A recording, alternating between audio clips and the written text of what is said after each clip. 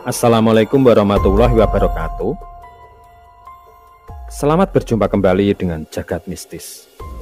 Semoga sahabat-sahabat semuanya dalam kondisi sehat walafiat dan tidak kekurangan apapun. Dan kami sudah mempersiapkan sebuah cerita yang sangat menarik buat sahabat-sahabat semuanya. Sebuah cerita dengan judul Rebutan Tumbal Anak dan Menantu. Saya ucapkan selamat mengikuti.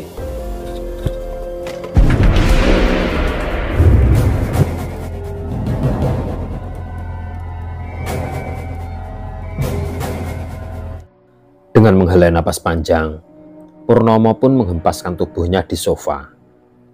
Sesekali tangannya memegangi jidatnya. Di depannya terlihat seorang wanita cantik yang sedang duduk dengan wajah yang muram. Ternyata mereka berdua ini habis bertengkar. Sang perempuan ini bernama Sulis. Dan ternyata Sulis ini adalah pasangan selingkuhnya Purnomo. Mereka habis bertengkar karena Sulis menuntut Purnomo agar segera menikahinya. Tidak peduli menikah resmi atau nikah siri. Bahkan Sulis pun rela dijadikan madu atau istri mudanya Purnomo. Namun ternyata Purnomo tidak mempunyai keberanian akan hal itu. Dia pun meminta kepada Sulis agar diberikan waktu 1 bulan untuk memikirkannya. 1 bulan terlalu lama, Mas. Aku tidak sabar menunggu selama itu, kata Sulis dengan bersungut-sungut. Aku beri waktu kamu 2 minggu, Mas. Jika tidak ada kejelasan, kita putus saja. Mendengar hal itu, Purnomo jadi bingung. Dia tidak ingin berpisah dengan Sulis, tapi jika menuruti keinginannya, maka kemungkinan besar istrinya akan meminta cerai. Namun akhirnya Purnomo menyanggupi kalau dalam waktu 2 minggu, dia akan memberikan keputusan. Beberapa saat kemudian, lelaki itu berdiri dan pamit pulang. Dalam perjalanan pulang, tiba-tiba ada sepasang laki-laki perempuan naik sepeda motor dan menyalip mobilnya. Sekilas Purnomo seperti mengenali perempuan yang dibonceng oleh lelaki itu. Purnomo pun langsung tancap gas mengejar sepasang lelaki dan perempuan yang berboncengan itu. Setelah mobilnya sejajar dengan sepeda motor pasangan itu, sejenak Purnomo memastikan siapa yang dibonceng. Dan betapa terkejutnya dia, ternyata perempuan yang dibonceng itu adalah Wulan, istrinya Purnomo sendiri. Dan lelaki yang memboncengnya itu pun, Purnomo juga sangat mengenalnya. Dia adalah Karyono, seorang perangkat desa yang bertugas di kelurahan tempat tinggalnya. Darah Purnomo langsung mendidih melihat pemandangan itu. Namun, menyadari dirinya juga melakukan hal yang sama, dia pun akhirnya bisa menahan emosinya. Sampai di rumah, Purnomo langsung masuk kamar dan tidur dengan pulasnya. Tiba-tiba dia merasa ada seseorang mengguncang-guncang tubuhnya yang membuat dirinya terbangun. Begitu terbangun, dia mendapati Wulan, istrinya, sedang berdiri di depannya dengan wajah yang kelihatannya sangat marah. Terlihat dia memegang HP miliknya dan menunjukkan kepada dirinya. "Ini siapa, Mas? Sulis itu siapa?" bentak Wulan sambil menunjukkan riwayat chattingan Purnomo dengan selingkuhannya itu. Ternyata Purnomo lupa menghapus semua riwayat chattingannya karena tadi dia langsung tidur tanpa sempat mengecek HP-nya. Dengan spontan Purnomo pun langsung mengambil HP-nya yang dipegang istrinya. Dia letakkan HP-nya itu, kemudian dia berkata kepada Wulan istrinya, "Kamu kenapa marah? Sebelum kamu marah, kamu harusnya ngaca dulu. Apa kau kira aku tidak tahu kelakuanmu bersama Karyono siang tadi?" Mendengar kata-kata Purnomo, Wulan sangat kaget dan terdiam.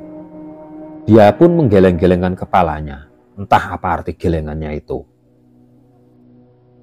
Kemudian dia pun duduk sambil memegangi jidatnya. "Lah terus bagaimana ini? Apa pernikahan ini akan kita teruskan?" kata Purnomo kepada istrinya. "Entahlah, Mas, aku tidak tahu," kata Wulan. Kita lanjutkan besok saja. Aku ngantuk, aku mau tidur, kata Wulan sambil keluar kamar membanting pintu. Dia hendak tidur di kamar anaknya. Namun begitu masuk ke kamar anaknya, Wulan sangat terkejut karena Putri ternyata tidak ada di kamar. Spontan Wulan pun manggil Purnomo. Mas, Putri tidak ada di kamar mas, di mana dia mas? Purnomo pun langsung bergegas mendatangi kamar anak perempuannya. Kemana ya dia? Apa mungkin dia pergi ke rumah kakek dan neneknya? Purnomo bergegas mengambil HP-nya dan menelpon ayahnya. Pak, apa Putri ada di rumah Bapak? Tanya Purnomo kepada ayahnya. Di dalam telepon, ayahnya Purnomo menjawab, kalau memang benar Putri sedang bersama kakek dan neneknya. Ternyata Putri pergi ke rumah kakek dan neneknya karena dia tidak betah melihat dan mendengar ayah ibunya setiap hari bertengkar.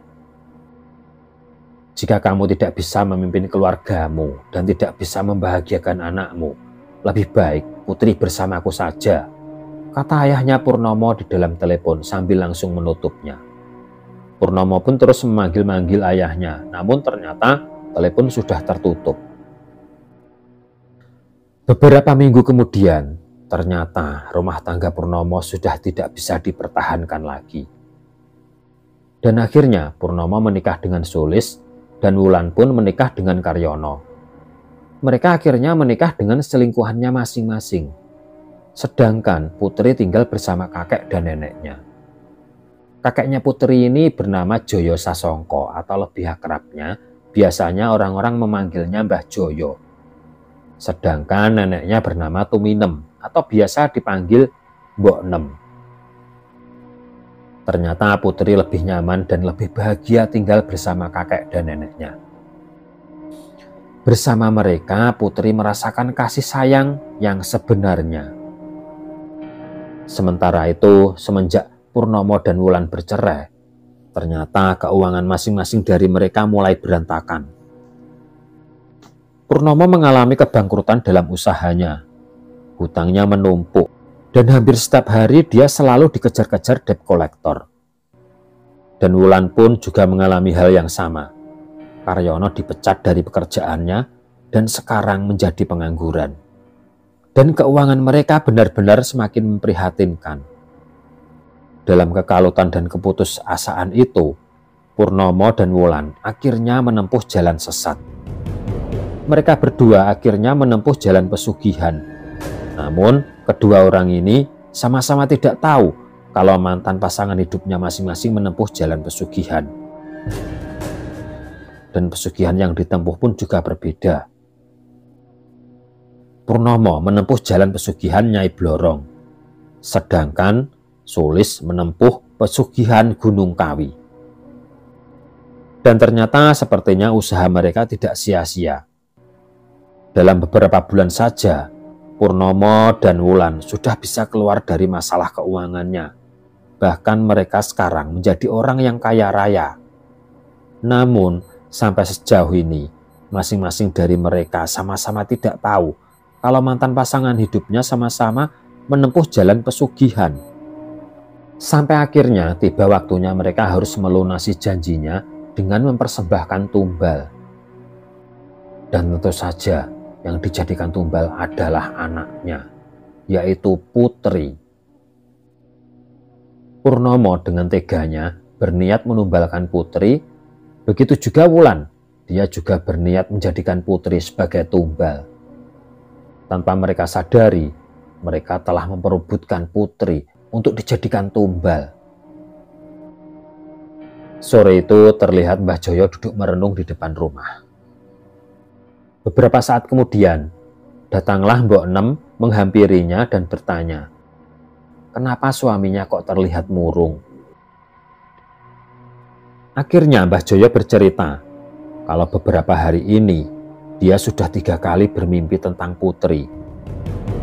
Di dalam mimpinya Mbah Joyo melihat Putri sedang ditarik-tarik 2 makhluk yang sangat mengerikan. Di sebelah kanan cucunya itu ada sesosok wanita bertubuh ular yang sedang menarik lengan kanannya. Dan di sebelah kirinya Ada sosok makhluk tinggi besar hitam berbulu lebat yang tidak lain adalah genderuwo yang sedang menarik lengan kiri putri. Kedua makhluk ini saling tarik-menarik sampai kedua tangannya putri terputus. Dan mereka pun memakan dengan rakus tangan putri. Mimpi itu terus berulang sampai 3 kali. Mbah Joyo pun sadar. 3 kali mengalami mimpi yang sama. Tentu saja ini bukanlah sekedar bunga tidur. Ini bukan mimpi sembarangan, gumam Mbah Joyo. Akhirnya, Mbok Nem menyarankan kepada suaminya itu untuk pergi ke rumah temannya yang menjadi dukun di kampung sebelah. Dan sepertinya saran Mbok Nem ini langsung dituruti oleh Mbah Joyo. Kakek tua itu bergegas pergi ke rumah temannya yang bernama Mbah Kromo. Sampai di tempatnya Mbah Kromo, kakeknya putri ini langsung menceritakan semua permasalahannya. Kemudian Mbah Kromo berkata, "Begini Joyo, untuk membantumu ini, aku butuh barang-barang yang pernah dipakai cucumu. Kalau bisa, bawakan baju yang biasa dipakai oleh cucumu itu. Aku ingin menerawang apa yang sebenarnya terjadi pada anak perempuan itu." "Oh iya Mo, aku usahakan nanti sore aku bawakan baju itu ke sini," kata Mbah Joyo kepada sahabatnya itu. Tanpa menunggu lebih lama lagi, Mbah Joyo di sore harinya sudah datang di rumahnya Mbah Kromo dengan membawa 3 helai bajunya putri. Setelah bajunya putri disiram dengan air kembang, Mbah Kromo pun langsung merapalkan mantra. Terlihat beberapa kali tubuhnya bergetar ketika melakukan penerawangan itu. Selesai melakukan penerawangan, Mbah Kromo pun menggeleng-gelengkan kepalanya. "Bagaimana Mo? Bagaimana hasil penerawanganmu tadi?" tanya Mbah Joyo kepada sahabatnya itu. Sejenak Mbah Kromo terdiam. Kemudian dia menghela napas panjang dan berkata, "Mungkin apa yang akan aku katakan ini akan membuatmu terkejut. Begini Joyo, terus terang, aku tidak habis pikir dengan anakmu. Ternyata Purnomo itu menempuh jalan sesat dengan menempuh ritual pesugihan Nyai Blorong. Dan dia berniatkan menumbalkan anaknya sendiri yang tidak lain adalah putri, cucumu itu. Dan yang lebih gila lagi, ternyata mantan istrinya, si Wulan itu, dia juga menempuh ritual pesugihan. Namun berbeda dengan Purnomo, Wulan menempuh pesugihan Gunung Kawi.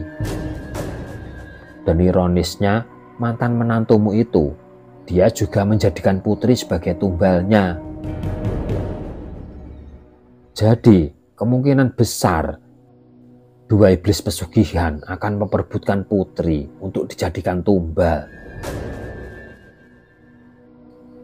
Mendengar penuturan Mbah Kromo, raut wajah Mbah Joyo langsung berubah. Terlihat dia sangat geram. Keterlaluan sekali si Purnomo itu. Itu malah si Wulan juga ikut-ikutan. Dasar orang-orang tidak tahu diri. Kemudian Mbah Kromo berkata, "Kamu tenang saja. Walaupun mungkin aku tidak sanggup melawan Nyai Blorong dan para dedemit Gunung Kawi, namun setidaknya aku punya penangkalnya untuk mengatasi mereka." Mbah Joyo yang sejak tadi terlihat geram, tiba-tiba matanya langsung melirik Mbah Kromo. "Maksudmu?" tanya Mbah Joyo kepada Mbah Kromo. "Begini yo, mulai hari ini kamu harus memagari rumahmu dengan menaburkan garam di sekelilingnya. Dan jangan lupa kamu pendam 4 buah batang bambu kuning di setiap sudut tanah yang ditempati rumahmu. Ini sebagai pagar gaib supaya para iblis itu kesulitan untuk mendatangi cucumu. Walaupun mereka bisa menjebol pagar gaib itu, namun jika mereka sudah berhasil menjebol, kemungkinan besar tenaga mereka sudah terkuras. Dan di dalam rumah, lebih tepatnya di bawah tempat tidur cucumu, harus kamu letakkan gunting besi.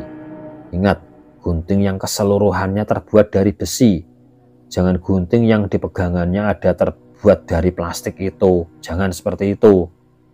Namun, gunting yang benar-benar keseluruhannya terdiri dari besi. Lebih bagus lagi jika gunting itu sudah pernah dipakai atau gunting bekas, itu akan lebih ampuh.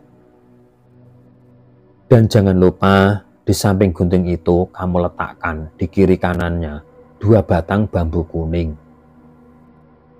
Dan mulai sekarang, jangan kamu izinkan cucumu tidur selain di rumahmu sendiri. Jangan sampai dia menginap di tempat lain, karena itu akan sangat berbahaya. Kemungkinan besar serangan itu akan datang menjelang bulan purnama.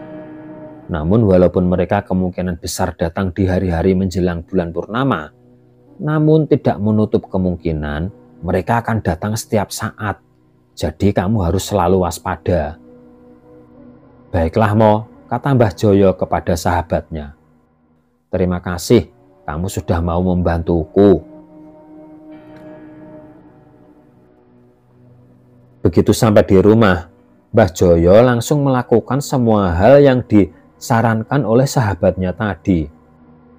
Dia pun langsung mencari gunting bekas di rumahnya dan juga mencari bambu kuning sebagai pagar gaib dan pelindung cucunya.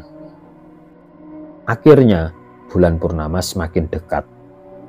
Dan beberapa hari sebelumnya, sudah terlihat kalau para iblis pesugihan itu mulai menyerang putri. Waktu itu, tengah malam, Mbah Joyo terbangun dari tidurnya karena mendengar suara seperti gesekan benda berat di depan rumahnya. Dan betapa terkejutnya dirinya ketika dia mengintip.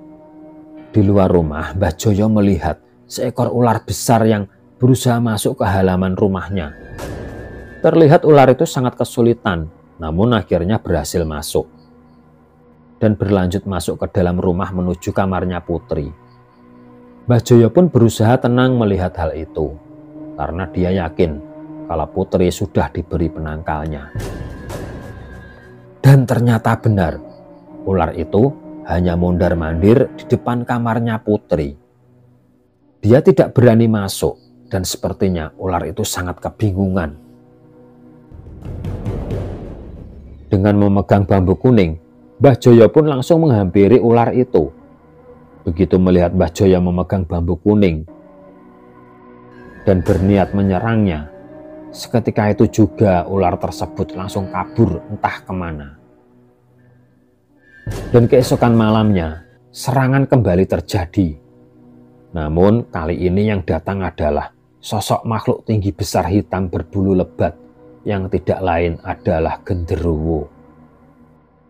Seperti ular di malam kemarin, genderuwo itu berhasil menerobos pagar gaib dengan susah payah. Terlihat makhluk itu berjalan terhuyung-huyung menuju kamarnya putri. Namun, seperti apa yang terjadi pada ular besar tadi malam, genderuwo itu hanya bisa mondar-mandir di depan kamarnya putri. Dan ketika dia nekat membuka pintu kamarnya, genderuwo itu langsung menjerit dengan suara yang sangat memakakkan telinga. Terlihat sebuah gunting menancap di matanya yang sebelah kiri. Mbah Joyo pun tidak menyia-nyiakan kesempatan itu. Dengan bambu kuning di tangannya, dia langsung menghampiri genderuwo itu dan memukulinya habis-habisan sampai genderuwo itu berubah menjadi asap tebal.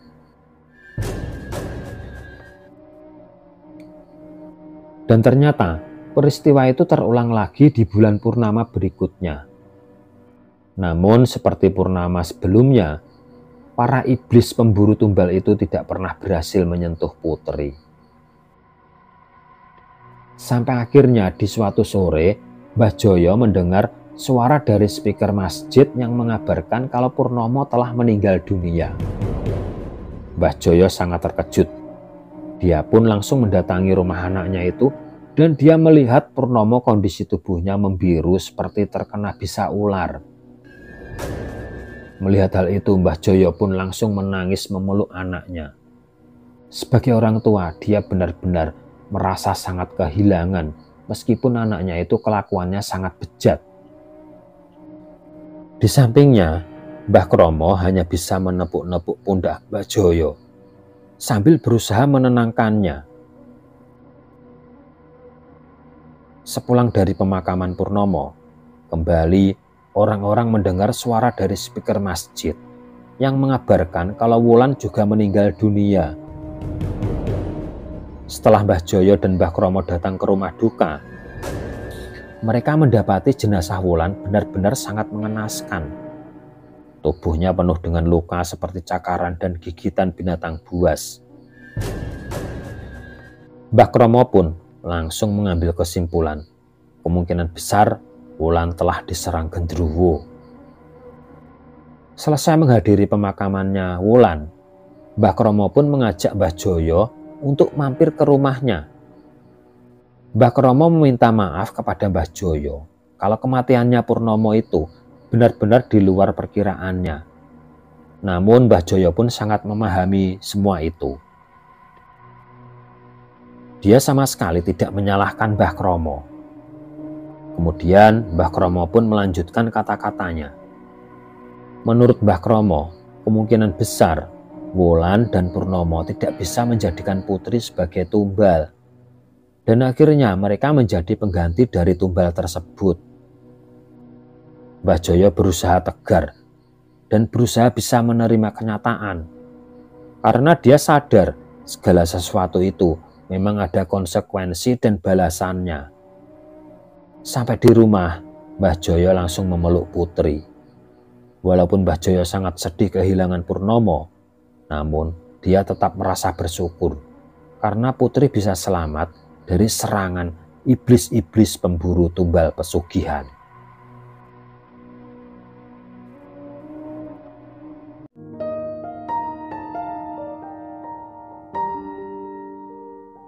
Selesai. Sebuah cerita yang panjang yang semoga saja bisa menghibur teman-teman semua. Dan semoga kita bisa mengambil hikmah dari apa yang baru saja saya ceritakan ini.